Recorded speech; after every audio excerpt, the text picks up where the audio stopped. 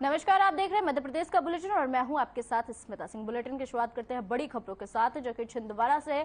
छिंदवाड़ा के प्रभारी मंत्री एवं प्रदेश के कृषि मंत्री कमल पटेल ने पूर्व मुख्यमंत्री कमलनाथ पर बड़ा हमला बोला है। उन्होंने कमलनाथ को कलंकनाथ कहते हुए कहा है कि जो बात मैंने छिंदवाड़ा में कही थी कि ठगनाथ और नुकुलनाथ सहित पूरी कांग्रेस को इस बार के चुनाव में हराएंगे, तो वही कांग्रेस विधायक और नेता प्रतिपक्ष गोविंद सिंह ने कहा कि कमलनाथ के नेतृत्व में चुनाव कराएंगे तो कमलनाथ हारेंगे। और मंत्री पटेल ने हरदा में मीडिया से चर्चा करते हुए कहा कि कमलनाथ ठगनाथ तो है, ये साथ ही वे कलंकनाथ भी हैं। और मेरा तो वो जो नाम कमल है, उसका नाम कमल के नाम पे कलंक, इसलिए नाम कलंकनाथ। प्रदेश के साथ धोखेबाज और इसलिए कांग्रेस में डूबे। इसलिए गोविंद सिंह जी ने सही कहा है कि कमलनाथ को मुख्यमंत्री घोषित नहीं करना है, विरोध किया क्योंकि ये हारेगा। और जो मैंने कहा था कि छिंदवाड़ा का मैं प्रभारी मंत्री हूँ कि इस बार चुनाव में हम कांग्रेस को तो हराएंगे, लेकिन कमलनाथ यानी ठगनाथ को भी हराएंगे और नकुलनाथ को भी सांसद में हराएंगे।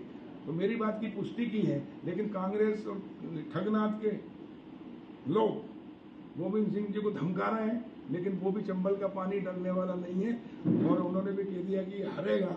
तो इससे स्पष्ट है कि जब नेता प्रतिपक्ष कह रहा है कि हमारा नेता बूढ़ा हो गया है और अब रहा नहीं और विश्वसनीयता खत्म हो गई, इसलिए चुनाव हारेगा, तो इसलिए डिक्लेयर नहीं करना चाहिए, घोषित कांग्रेस नहीं करे मुख्यमंत्री। इससे स्पष्ट हो गया कि कांग्रेस की हालत क्या है और इसलिए मैं बधाई देता हूं गोविंद सिंह जी को, उन्होंने सही कहा।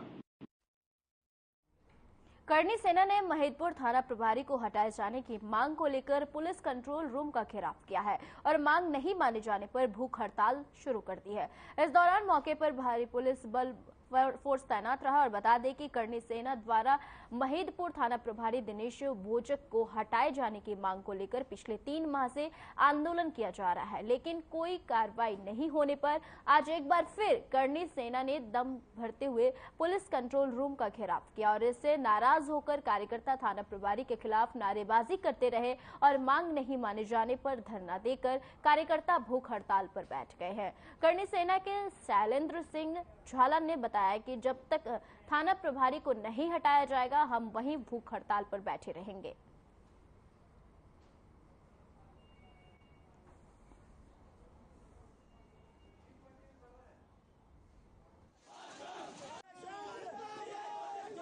देखिए, पिछले 2.5 साल से ज्यादा समय हो गया महत्वपूर्ण टीआई दिनेश भोजक साहब के कार्यकलापों से, उनकी गतिविधियों से पूरा महत्वपूर्ण शहर परेशान है, लेकिन उनका ट्रांसफर अभी तक वहां से नहीं हुआ। बीच में ट्रांसफर हुआ तो वापस वहीं लग गए।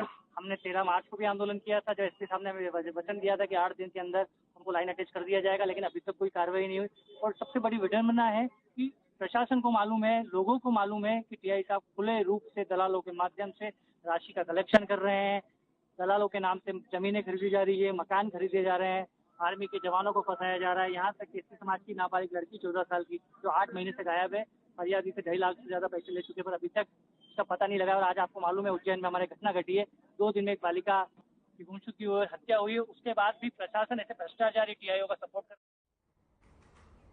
बालाघाट जिले के किरनापुर जनपद अंतर्गत आने वाली ग्राम पंचायत मौदा से सरपंच पर वही ग्राम पंचायत के कार्यों में मनमानी बरतने और अनियमितता बरतने के आरोप लगाए हैं और ग्राम मौदा में परसराम पाचे के घर में वही पोषण तक बिजली के खंभों पर 10 स्ट्रीट लाइट लगाई गई और जिसका भुगतान 1,26,000 वेंडर को ग्राम पंचायत से करना है और जिसे लेकर अब यहाँ के ग्रामीण इसमें भ्रष्टाचार बता रहे हैं। और यही नहीं बल्कि बाजार टोला में सीसी रोड निर्माण में भी अनियमितता की बात सामने आ रही है। और वहीं इस मामले में मौदा सरपंच ने कुछ भी कहने से इनकार करते हुए पहले सचिव से बात कर बिल वाउचर दिखाने और अपना बयान देने की बात कही है। अब देखना यह होगा कि जनपद किरनापुर के अधिकारी इस पर क्या कार्रवाई करते हैं।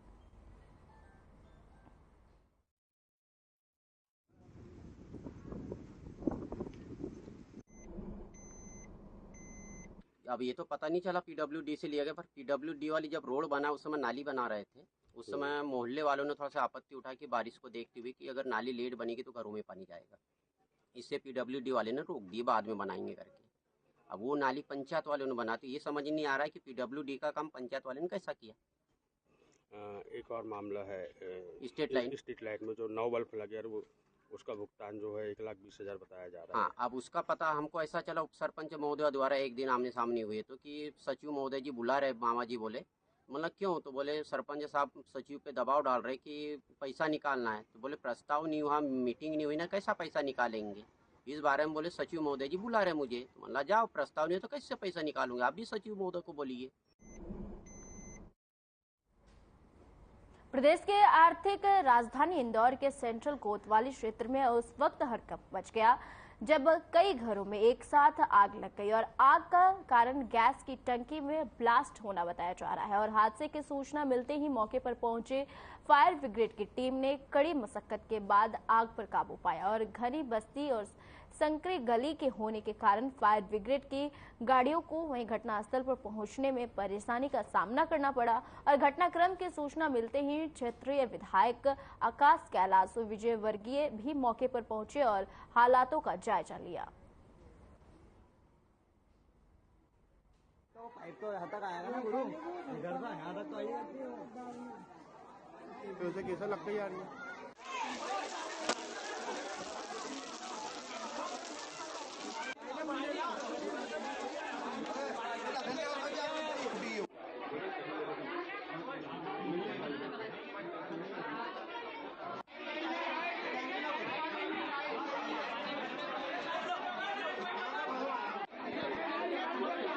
सर, एक आग लगने की जानकारी मिली थी, कहाँ की घटना और कितने मकानों में आग लगी? ये रानीपुरा के पास ही है, नारतोड़ा, इस पे जो आग लगी थी, सूचना मिली थी तो हम लोग सब आ गए थे। फायर ब्रिगेड भी तुरंत आ गई, आग पर पूरी तरह से नियंत्रण कर लिया गया है।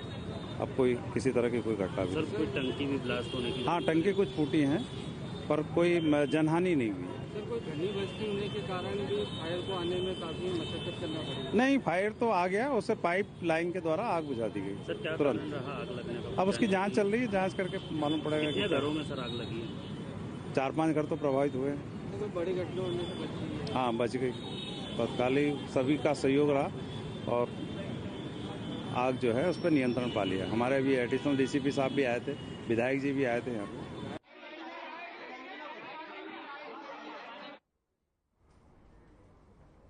खबर इंदौर से है, जहां एरोड्रम पुलिस की सजगता से एक नाबालिग लड़की को अगवा करने वाले बदमाश को पुलिस ने 4 घंटों में ही पकड़ लिया। और पुलिस के मुताबिक बदमाश की पत्नी उसका घर पर इंतजार कर रही थी। इधर आरोपी नाबालिग लड़की को बस में बैठाकर अपने गांव ले जा रहा था और पुलिस ने रास्ते में ही उसे धर दबोचा। और डीसीपी आदित्य मिश्रा के मुताबिक फरियादी की शिकायत पर उसकी 14 साल की नाबालिग बच्ची घर से लापता हो गई थी और जिसके बाद पुलिस ने आरोपी को गिरफ्तार कर लिया।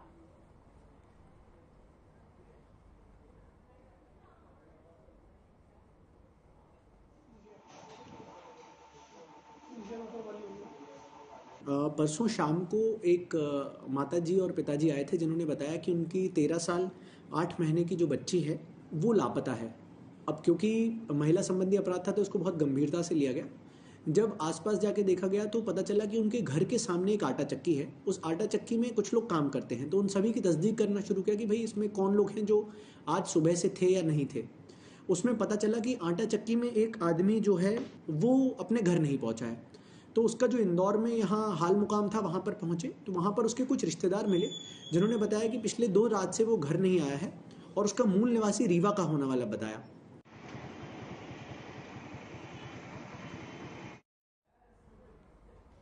इंदौर के हीरानगर थाना क्षेत्र में एक युवक ने अपने राखी के पवित्र रिश्ते को शर्मसार करने का घिनौना काम किया है। आरोपी ने मुंह बोली बहन को एक साथ ही दुष्कर्म जैसी घिनौती हरकत को अंजाम दिया और फिलहाल आरोपी को पुलिस ने गिरफ्तार कर लिया है। आपको बता दें कि मुंह बोली बहन के साथ ही दुष्कर्म करने का मामला सामने आया है और सूचना मिलते ही मौके पर पुलिस बल पहुंची और आरोपी को पुलिस ने गिरफ्तार कर लिया है।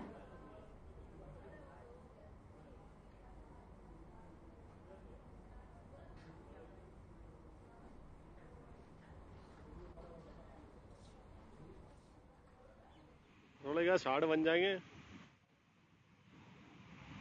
रिपोर्ट लिखाई है कि उसका एक मुंह बोला भाई था, उसने उसको बताया कि मेरे घर पर कोई नहीं है, मुझे खाना बना दो जाकर। तो उसको लेकर गया और खाना बनाने के बहाने घर ले गया। जब वो अंदर प्रवेश कर गई बालिका तब उसने दरवाज़ा बंद कर दिया और उससे गलत काम किया। पुलिस ने इसे प्रकरण पंजीबद्ध कर लिया है और आरोपी को गिरफ्तार कर लिया। सीहोर से 15 किलोमीटर दूर मुंगवली गांव में एक बोर में बच्ची गिर गई थी और जिसे निकालने के लिए रेस्क्यू ऑपरेशन चलाया गया और 3 दिन चले इस ऑपरेशन के बाद बच्ची को निकाला गया, जिसके बाद बच्ची को तुरंत अस्पताल लेकर जाया गया और लेकिन तब तक बच्ची अपनी जान गंवा चुकी थी और डॉक्टरों ने सृष्टि को मृत घोषित कर दिया। वहीं बच्चे की मौत के बाद लोगों में भारी आक्रोश देखने को मिल रहा है।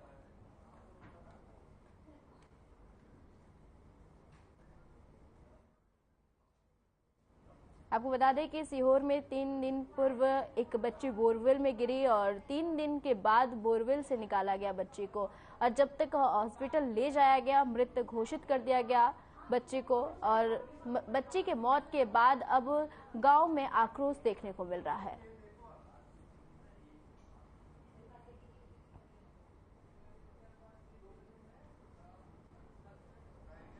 खबर उमरिया से है, जहां पाली एसडीएम की कार्रवाई से जिले भर के सभी पटवारी एकजुटता के साथ ही काम बंद कर दिए हैं और अनिश्चितकालीन धरना की घोषणा कर दिए हैं। यह मामला उमरिया जिला के वीर सिंहपुर पाली एसडीएम कार्यालय से उठा है, जहां पर एसडीएम की कार्रवाई से नाराज पटवारी कलम बंद कर धरना पर उतर आए हैं और कलेक्टर के नाम पर ज्ञापन दिया गया है। आपको बता दें कि पटवारियों को राजस्व निरीक्षक के भांति समतुल्य मासिक वेतन प्राप्त नहीं होता है और सरकार और प्रशासन की नजर में राजस्व निरीक्षक पटवारी की तुलना में वरिष्ठ अधिकारी है।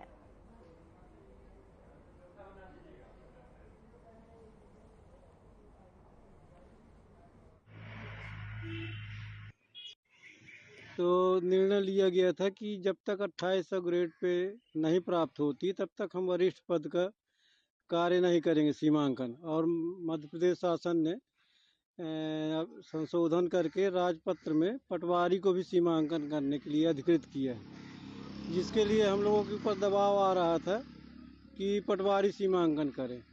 प्रदेश अध्यक्ष के कथनानुसार और निर्णय अनुसार हम लोगों ने ज्ञापन दिया कलेक्टर महोदय को और ज्ञापन की सूचना यहाँ तहसील में सभी जगह दी गई, लेकिन यहाँ सीमांकन का दबाव बना के हमारे यहाँ 16 पटवारियों की 2-2 वेतन वृद्धियाँ बंद कर दी गई। उसके संबंध में पूर्व निर्णय के अनुसार अगर कोई कार्रवाई अधिकारी करते हैं तो उस जिले के पटवारी ज्ञापन दे के कलेक्टर महोदय को पुनः हड़ताल में बैठ जाएंगे। वही कार्रवाई जो है तो जब तक वापस नहीं होती तब तक हमारी हड़ताल जारी रहेगी।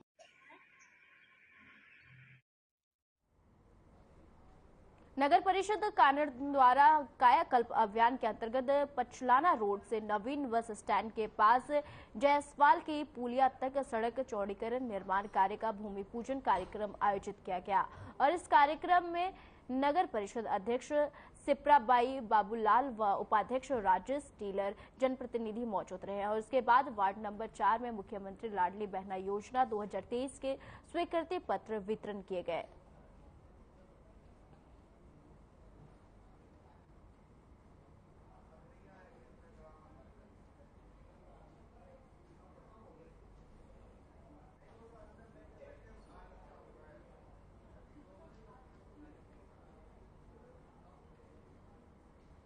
भोपाल में गृह मंत्री डॉक्टर नरोत्तम मिश्रा ने अपने बयान दिया है कि कांग्रेसियों की कमियां राष्ट्रवादी संगठनों में ही नजर आती है। साथ ही उन्होंने कहा कि कांग्रेसियों को उनके मैनेजमेंट गुरु ने कहा है कि बोलते रहो, सरकार आ रही है और आ रही है, काम हो जाएगा, लेकिन देखना काम तमाम हो जाएगा। और इसके साथ ही उन्होंने कहा कि कांग्रेस के पास अब शिकायत करने का काम ही बचा है और भ्रष्टाचार में आंक लिप्त और केजरीवाल के घरियाली आंसुओं को सब पहचान गए हैं। बचा है बाकी के दिनों में, आप बाकी के दिनों में यही देखते रहेंगे, कोई लोकायुक्त जा रहा है, कोई चुनाव आयोग जा रहा है, कोई कहीं जा रहा है और दूसरी एजेंसियों पर शिकायत कर दें तो कहेंगे राजनीतिक प्रतिशोध से कार्रवाई की जा रही है। ये विचार करना चाहिए कांग्रेस के लोगों को। सामान्य तौर पर जब इस तरह के मामले सामने आते हैं, टेरर फंडिंग या इससे जुड़े, तो राष्ट्रीय एजेंसियां उसकी जांच करती हैं। गंगा जमुनी स्कूल जो है, इसमें अभी इस तरह की के लिए राष्ट्रीय एजेंसी ने हमसे संपर्क नहीं किया है। अगर कोई संपर्क करेगा तो राज्य की पुलिस पूरा सहयोग करेगी। खबर चुरहट विधानसभा से है, जहां अवैध रेत उत्खनन कर रहे 407 वाहन को पुलिस द्वारा पकड़े गए हैं। लेकिन हैरानी की बात यह है कि रास्ते में बड़े अफसरों द्वारा गाड़ी रोककर और किसी बड़े अफसर से बात करवाने के बाद रेत से भरा 407 वाहन पुलिस द्वारा छोड़ दिया गया। और ऐसे में सवाल यह उठता है कि प्रशासन की कड़ी कार्रवाई के बाद भी आखिर पुलिस को क्यों अवैध रेत माफिया के आगे झुकना पड़ रहा है।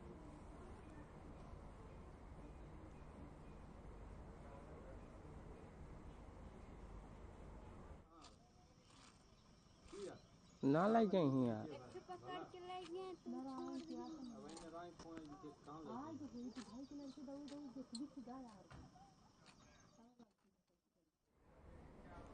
खबरधार से है, जहां रात 9 बजे के लगभग लेवड जावरा 4 लेन के एक नई कार में अचानक चलते चलते आग लग गई और कार चंद मिनटों में जलकर खाक हो गई। और ऐसे में गनीमत रही कि कार चालक और उसका साथी समय रहते कार से बाहर निकल गए, वरना कोई बड़ा हादसा हो सकता था। और घटनाक्रम के विषय में प्राप्त जानकारी के अनुसार घाटा बिल्लौद के दंगोठा के निवासी वाजिद खान पिता आलिक खान और उसका साथी शुभम अपने निजी काम से नागदा गए थे और जिसके बाद नागदा से वे वापस अपने गांव दंगोठा लौट रहे थे। और वही घटना की जानकारी मिलने के बाद सादुलपुर थाना पुलिस भी मौके पर पहुंच गई और मामले की जांच पड़ताल में जुट गई।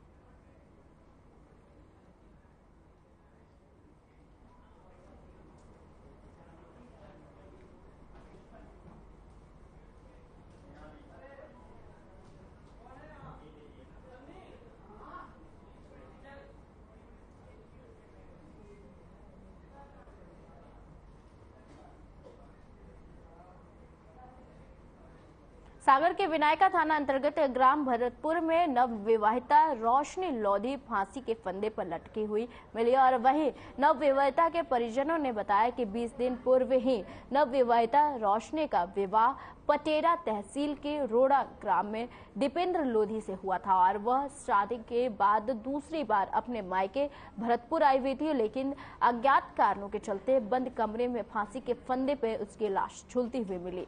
और वहीं ससुराल और मायके पक्ष एक दूसरे पर आरोप प्रत्यारोप लगा रहे हैं और पुलिस जांच पड़ताल में जुट गई है।